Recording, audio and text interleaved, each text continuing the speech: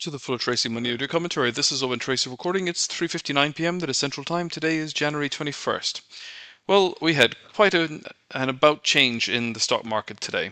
So, a lot of it had to do with what President Trump is saying in Davos. Until yesterday, there was still talk about a military conquest of Greenland and the potential that he was going to impose additional sanctions or tariffs on European countries.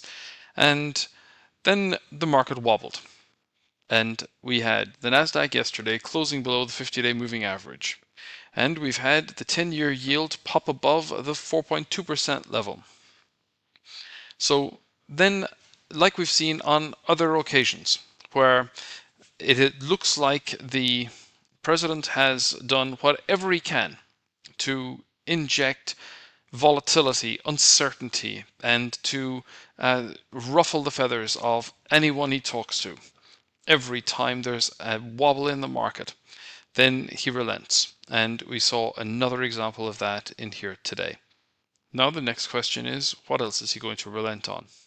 And I thought it was also interesting that what he said was that with this whole talk about the cap on interest rates on credit cards, he is now pushing that back to Congress.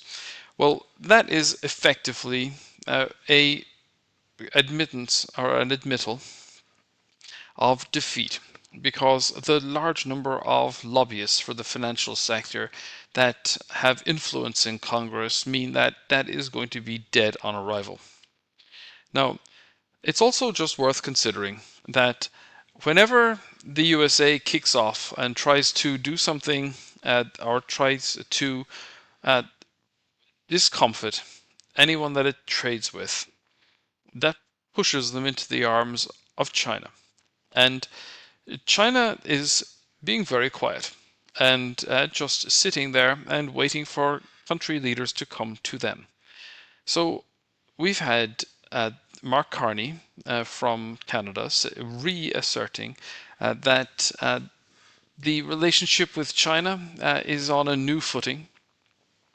All of the talk about holding on to Chinese citizens, particularly those close to the communist administration, all of that talk is now over, and there is a new dawn in Chinese-Canadian relationships. The UK has permissioned China to build a super embassy in the grounds of the old mint. Now, when you look at it from the map, that is an enormous embassy. And the Royal Mint was just an enormously large building. So this is going to be a very large installation. And of course, a lot of members of parliament are wondering about the wisdom of that, considering it is so close to some of the large fiber optic cables that carry all of the data out and into the city.